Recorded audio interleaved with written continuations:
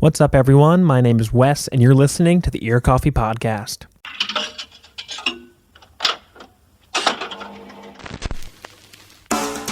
For today's episode, I chatted with the members of Minneapolis' Poolboy. The band just put out their fantastic new EP, Good Orchard. We talked about how the band got to where they are, how they made the EP, what it's like to be in a band for 6 years, and a whole lot more. Without further ado, here's my conversation with Seth, Jeff, and Brett of Poolboy on the Ear Coffee Podcast. How are we all doing on this fine Wednesday? Doing pretty good. Yeah. Rock on. Not bad for Wednesday. Yeah. I'm pretty good, yeah. It'd be great if the three of you could just introduce yourself, name, role in the band. I'm Brett Bjornrud. I play the drums. I'm Seth Conover, and I guitar. Jeff Druplow, I play keys and other things. So I like to start my interviews in a pretty similar way because I find that virtually every musician has that really deep connection with the craft that they're making and also just the art that they love with music in general.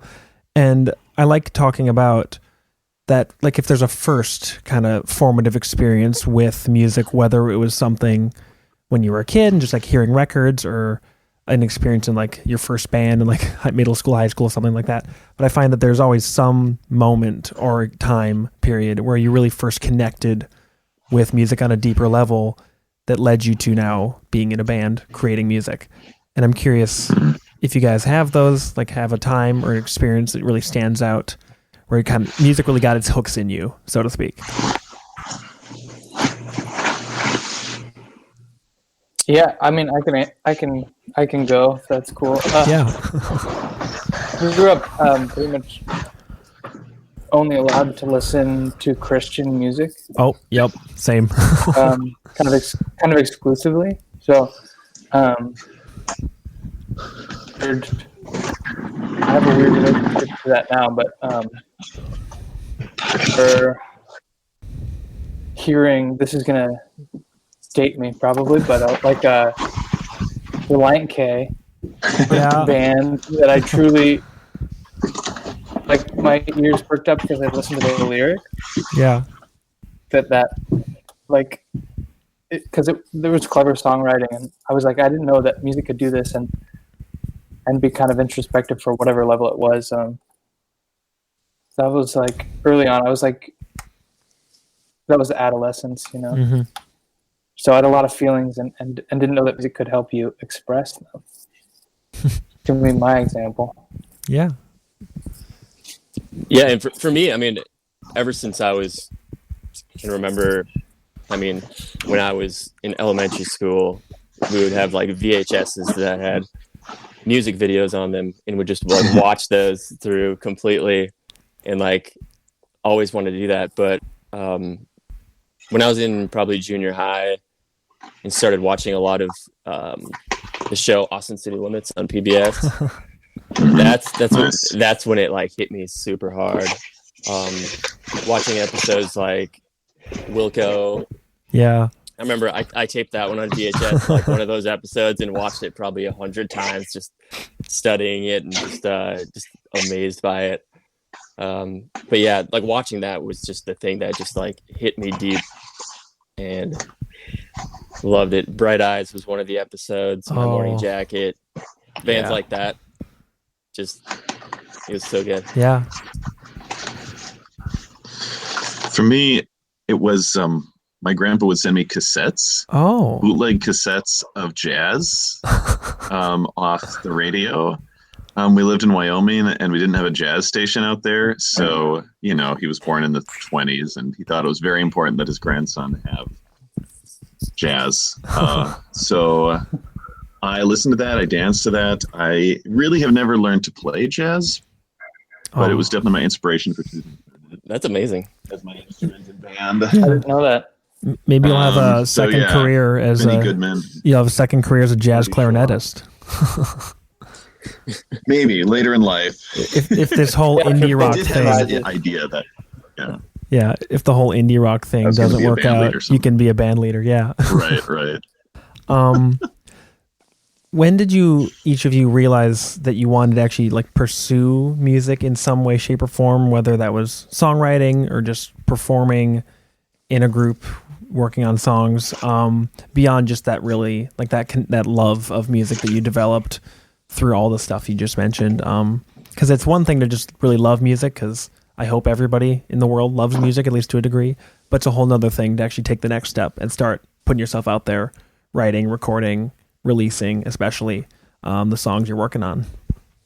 Right. For me, I mean, all the way growing up, I was playing with friends, and and I grew up in northern Minnesota, so there wasn't really many venues to play or anything like that. Yeah. So it was literally just like I had a couple of bands, but we didn't really have events to play at or things. And then it was probably I was living in Bemidji and had a band when I was between 18 and 20, and we played the venues there and stuff when we could, and I mean, you kind of play the same two venues enough times in Bemidji, Minnesota, that it gets pretty old. And that was about the time when I kind of decided that this is something that I really wanted to do, and so I moved to Minneapolis when I was about 21, 22, with the purpose of being in bands and playing around town. And I just came down here and just started hitting it hard ever since. Yeah. Rock on. I had wanted to be in a band in college, but the various connections I made, even though I knew Seth then kind of, you weren't looking to form a band then. And the people that I was forming a band with, was like, I played a couple house shows with people, incidentally, a couple with Gabe of Ancient Mariner now. Ghost. No, what's the name? Dream Spook. Dream Spook. Oh my gosh. I was trying to remember his band name earlier today as Dream Spook. Yeah. Thank you. So like, just random things that I did before then.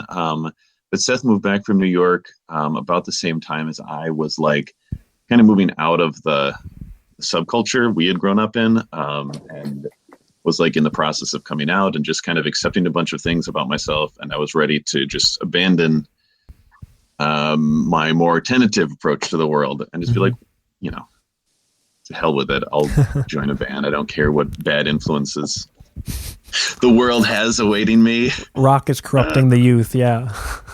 Right. Pretty rock and roll. It's been great. That's super rock and roll. Yeah, super rock and roll. Yeah, lots of coke. Your reasons are pure. What about you, Seth? I guess I started playing in like youth group, thinking it was cool to perform music. Really start playing guitar until later. Maybe I was 18 or so, and that's when I realized that I wanted just to write songs. That's really what I wanted to do. I didn't know if I would do that, in a band or whatever. I guess early on I just was pursuing whatever, just solo playing, just writing songs. I really didn't have a ton of aspirations until, like Jeff said, I went to New York and I'd released like a solo album, and then came back to Minneapolis. New York just I wasn't able to keep up, and it was more my living vibe here in style. So I came back, and then I had met Brett before I left at some show that I had just played a solo for the band Brett was in, and then I don't really know how it started, but we time to start a band. It was like 2015 or the end of 2014 that day. So it was Yeah, we're coming up on 6 years in February. That's a lot. Wow. Yeah. So yeah, it was shortly after, or I guess like about a year after the band formed, you had the self-titled EP. And you've put out an EP pretty much every like 2 years roughly. Yeah, and I'm curious. Not by design. Not by design.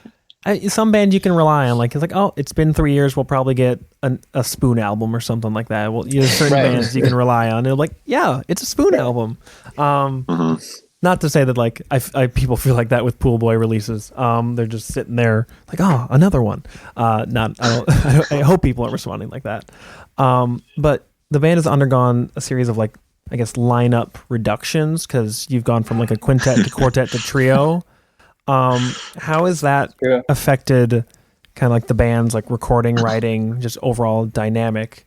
And we don't have to get too into it, so we can really focus on the new EP. But I'm curious, kind of how that has affected things, because going from 5 to 3 people over time, I guess 5 to 4 to 3, I'm sure would affect things in some degree. I think it's been like a positive. Not that I don't miss those people, but or it's different. Like we've adapted our way of interacting and playing with each other. I think it's different now. We found ways to fill out the sound. Yeah, written a few songs without a strong bassist. Our last bassist was really very good. Our only bassist, Travis, before he left. So it's just, I guess it's just a different way of like trying to hear what fills in the space, what a song is really made of. And Dan has been Dan who recorded on our EP, the rest of the songs other than the one Travis recorded on is great. But he's not able to commit to the band. So it's like we often practice without him. Yeah. And it's, then we bring him in and he creates amazing stuff beyond bass too. It was wonderful watching him go on different things, but it has been interesting to create without a bass after so many years of Travis was like, I feel like he was the one who would always like pick up on your ideas first, Seth, for so many years. Like he would just jive with you immediately. And now without him, it's kind of like, okay, we'll find a new way to go forward. Yeah. Yeah. So leading up to Good Orchard, kind of before, I guess, like the quote unquote EP rollout began, where it was like announced and building towards it, you had the 2 2020 singles. You had Facelift and Repetitions. And obviously Facelift was recorded not with Khan, unlike the rest of the EP. And it did make it onto the final track listing though, but Repetitions did not. Was there ever a time when you thought Repetitions was going to be like one more track on there, or in lieu, it was going to be on there instead of another song that did end up making it? I guess, what was the thought process around that song not ending up on Good Orchard? I don't think we ever really thought of it for being on there. Honestly, both Facelift and Repetitions, we really, when we recorded those in the studio, those two we just planned to release as singles. Was our only plan with those. And then when we decided to do this EP and we're in the studio to do this EP, I think we just felt like Facelift was a song that would fit really well with the 4 other songs that we did. Yeah. And it's kind of nice. Accident. Yeah, and it felt like it was a song we really liked, and we feel like it jived really well with the others. So kind of giving it a place with the other ones, just it felt good. And Repetitions didn't feel like it was quite as fitting with everything else. So that's kind of basically what we went off for that. Yeah.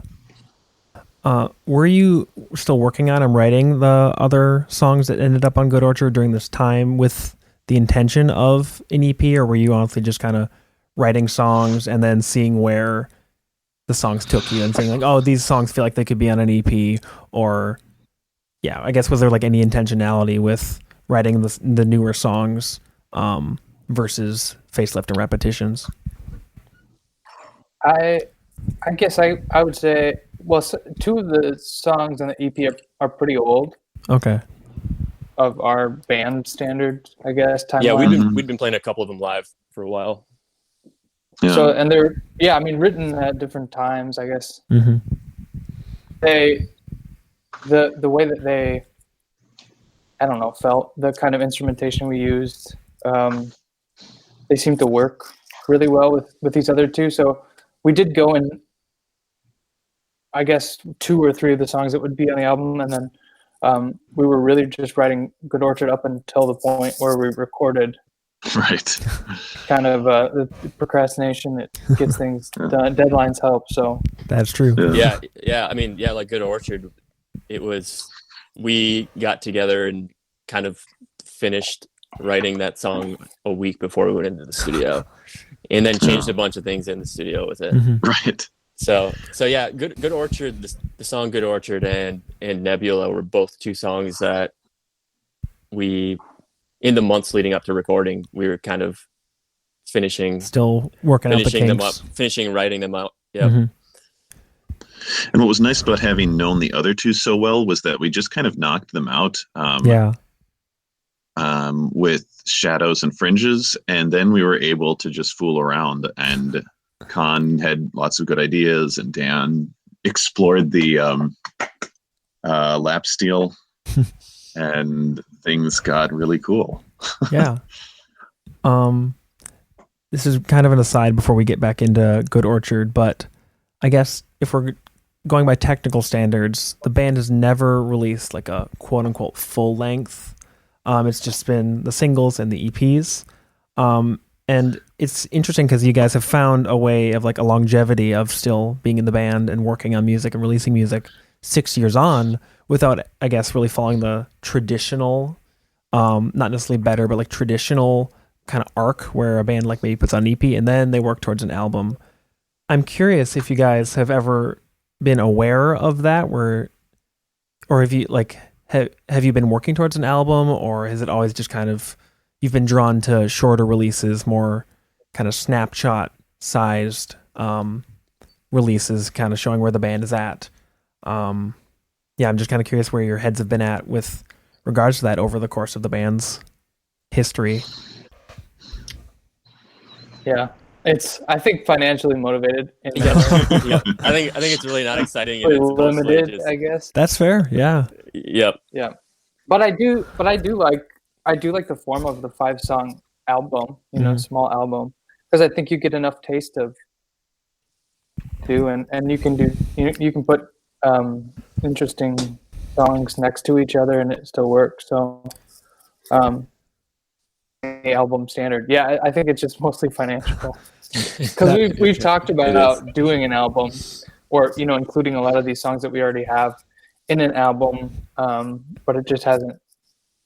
I feel like because we want to make it good too. I mean, it's like quality and price, whatever that graph is.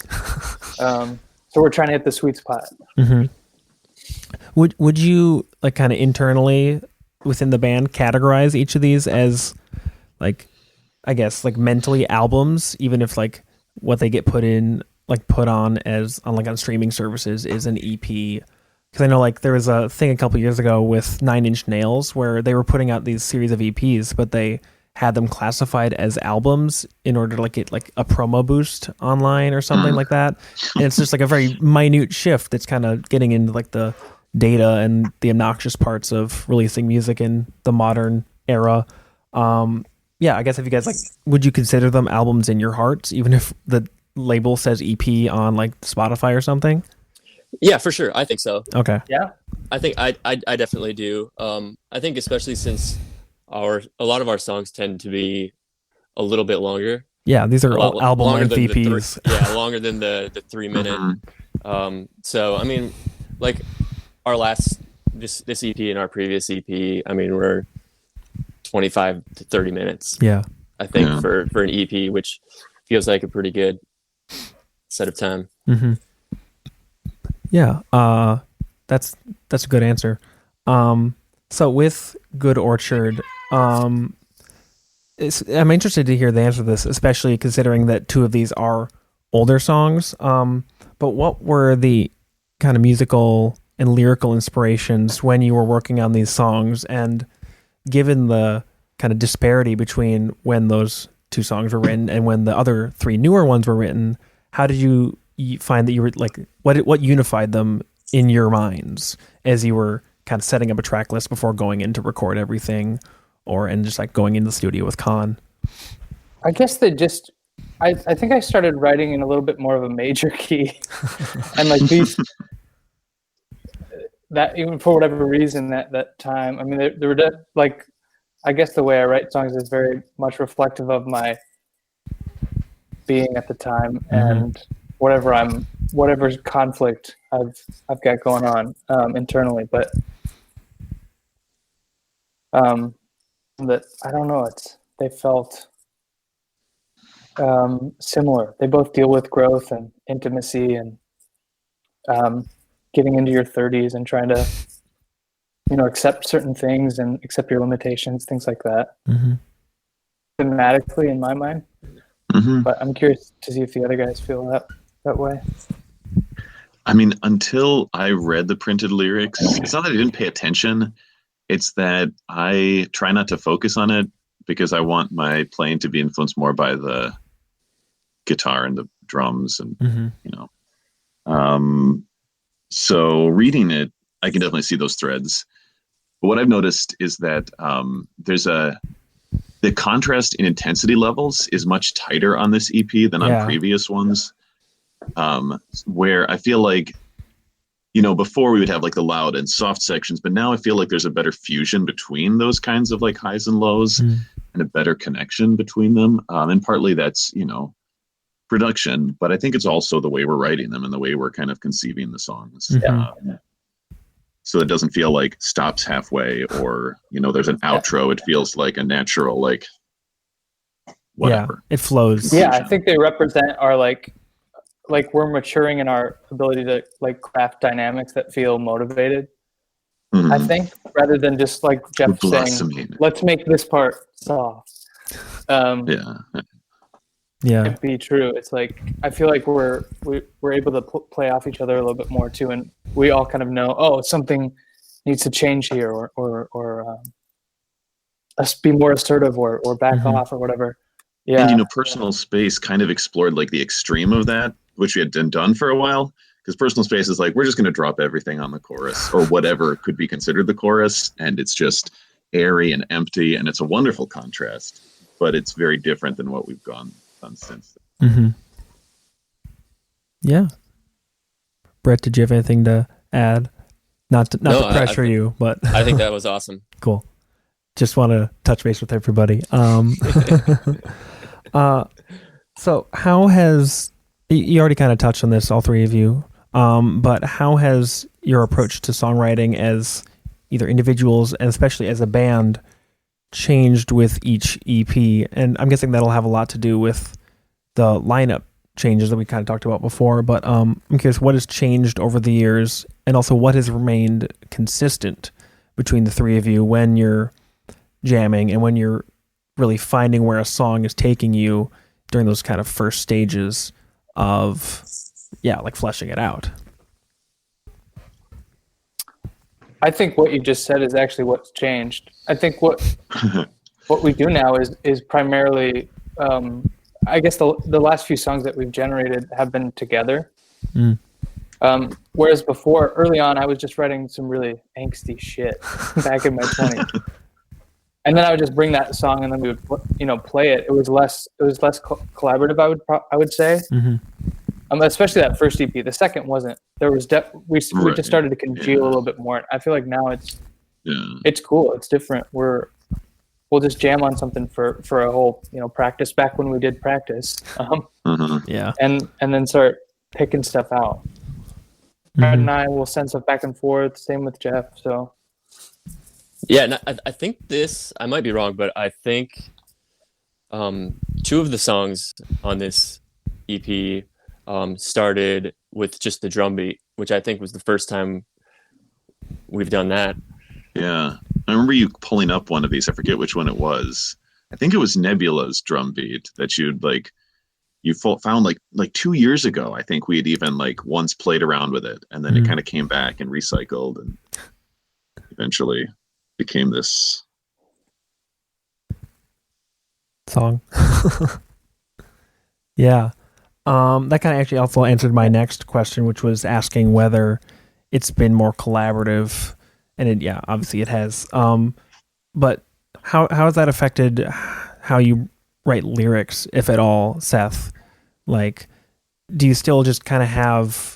Do you kind of separate that from how the band is developing the songs musically, and you fit lyrics to the songs that kind of match, or they just kind of feel natural in your mind? Versus like writing the songs and then bringing them to the band back with, like, especially the first EP you kind of mentioned. Yes and no.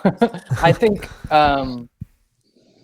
did, especially on the song Good Orchard, I think as an example, is literally just 2 chords back and forth. So that allowed us like a different kind of access to finding where melodies might lie or like what's needed. We kind of mentioned this earlier, but then I was really in rehearsals, I think I would just mumble stuff, and then refine over time until the melody is like what you would want it to be. So I feel like that's been cool. It's just play, basically, just playing around and right.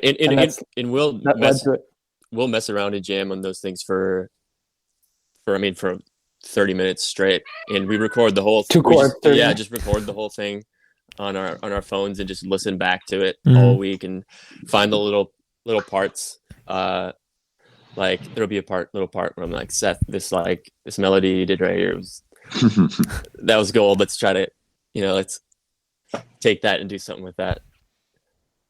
Yeah. What was working with Khan like? Because I believe it's the first time working with him, at least in an EP or longer format on 4 out of 5 songs. Just share about working with him, because he's a very he works on a lot of different stuff, not to mention like his own music. So I'm interested to hear what it was like having his kind of expertise and what he brought out of you guys as you were working with him in the studio, and just had that whole experience working with, I guess, with a newer face, a newer set of ears.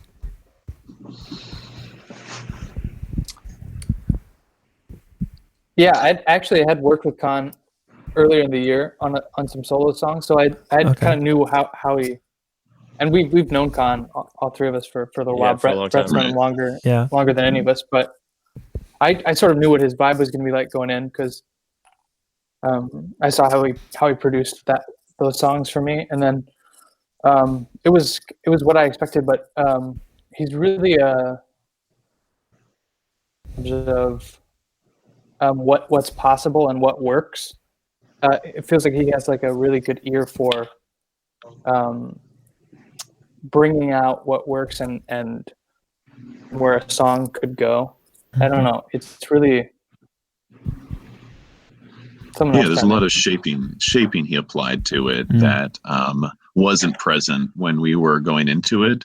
And I think that, like I was saying earlier, it's why the fusion of dynamics works better, I think, than in the past, because we brought something that was a little more nuanced, but it was almost too nuanced at times where it was flat. And so he found ways to like stretch it and make it, bring out dynamics that we hadn't put in originally, which you can do easier in a recording studio than, when you're jamming out on a guitar. And some of it's surprising. Like there's places where I'm like, oh, he muted that. Okay. Yeah. And it works. Like it really works. But yeah, he was really helpful in the studio. How did you end up, like, I guess, deciding to work with him, like, despite being friends and like working with him, I guess, outside of Poolboy context for a long time? How did you end up like talking to him like, hey, we want you to record our EP? Or maybe he approached you guys. It's like, hey, I want to record your next EP. Like, how did you guys end up actually partnering together on these 4 songs that you did with him?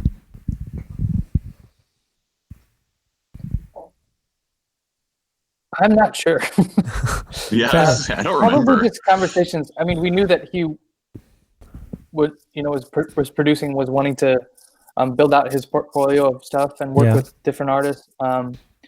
And I think it just started in talks, because we were looking this summer to make an EP, which I think was Brett's idea, that we should do it this summer. And he was available, and we knew, I guess his I don't know. Yeah, it just naturally happened. I feel like that makes sense, summed it up, given the history of just like, I mean, just being friends, it's always easier. You're like, yeah, we know you, even if we haven't worked with you on a music level, like you guys are all friends, and that makes it a lot more natural, kind of just ending up working together. Yeah, I think it always just felt like, just assumed that we would work together someday. It just kind of like felt like it was just gonna happen anyways. Yeah, the time was fresh. Shows with him and Dan, our bassist, like the guy who played bass on this record. We had played shows with them when they were Wingman. Yeah. So yeah, we've hung out with them a lot, years and years of that. So it felt very natural, just like, this was that show that we did together.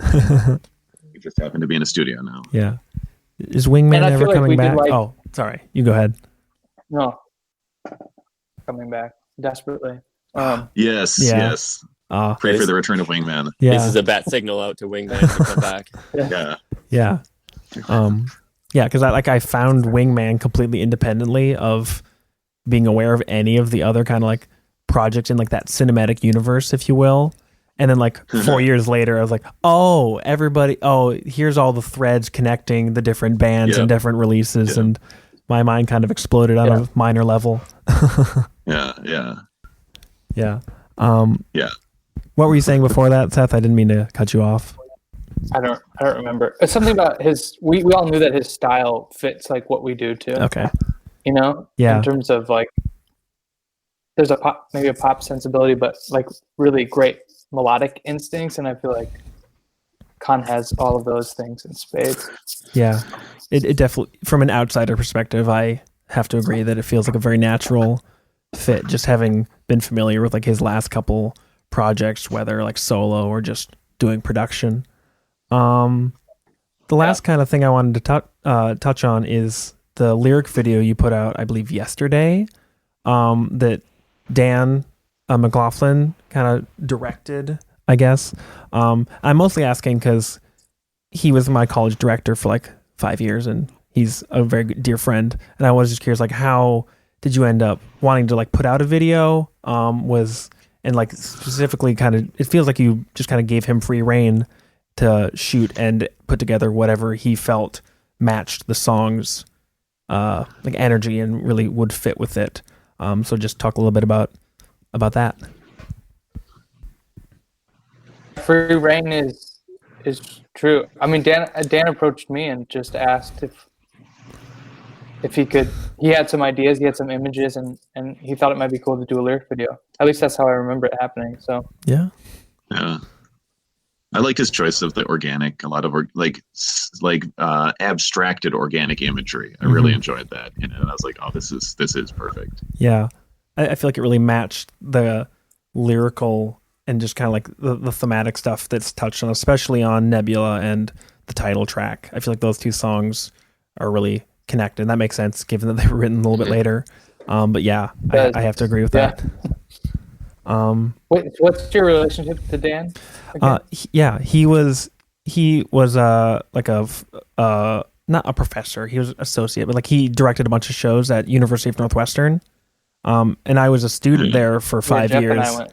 Yeah. Oh, you both graduated there? We both went there. Yeah. Yo, that's all. I just graduated from there this last May, and that's how I knew Dan. Like I've worked with him, I think, on every show he's done since 2015. Because nice. Yeah.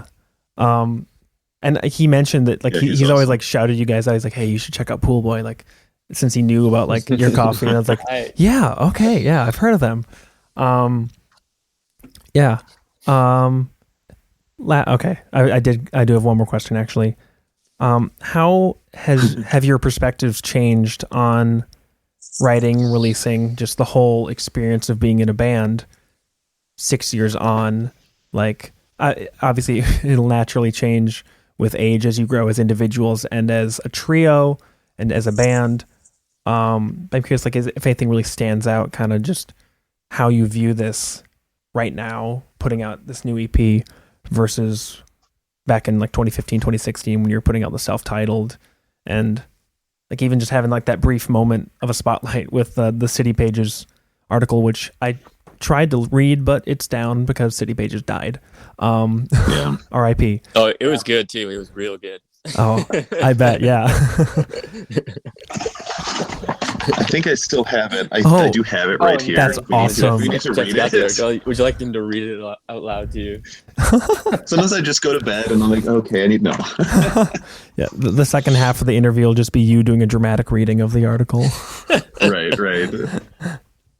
But yeah, with Poolboy. Yeah, how have your perspectives changed over the band's career and going into the future, whatever it may hold for Poolboy? We want a label so we can release an album. That's what we want. That's facts, though. Yeah. All three of us have been in maybe a similar trajectory. Like we haven't moved away. We're still here, I guess. Yeah. We're still relatively free to be able to write together and play together when we can, or before this we were. Yeah. I don't know. I guess I enjoy it more. Mm-hmm. Yeah. I feel a little more settled, and I enjoy it. I'd like to put out an album, like Jeff said. Yeah. I mean, even until last year when we recorded those couple of singles, I'd been working through a lot of anxiety because I grew up from a perspective where I just kind of denied a lot of it and denied that like anxiety and depression were real. So that's been a lot of my experience was early on. It has become more fun for me because I've been able to move beyond that and find ways to work around the, sometimes the paralyzing, it's not stage fright because I've performed on stage and it wasn't shows that were a problem. The recording process was a big problem for me. And even up until about a year ago with those two singles, it was. But this EP was a very different experience. And that was really wonderful to kind of have as a milestone of being able to have fun and really enjoy it. And Khan kind of celebrated some of the things that I thought were mistakes and was like, no, that's perfect. That's what I want. And I was like, okay, great. I don't mind not doing it again. Yeah. And it's pretty cliche, but I mean, I really just think we've grown and matured in our sound and as musicians ourselves since we started a lot. And I mean, I feel like, especially with this last EP, I've kind of had a mindset of wanting to do something and create music that is good in a way that it will feel like it could last potentially, like that we could go back and listen to in 5 years and still be like, oh, that was really awesome. I really like that. Yeah, that's cool.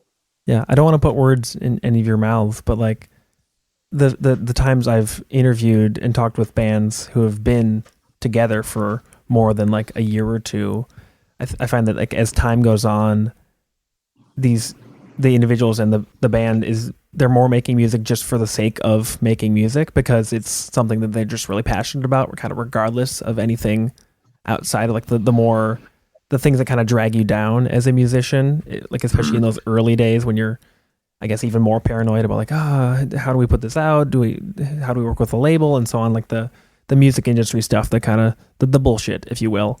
Pardon my French. Yeah. But that I always find that really encouraging, and it seems like you three are kind of on a similar page with that, where it's just you just enjoy it more, and it's.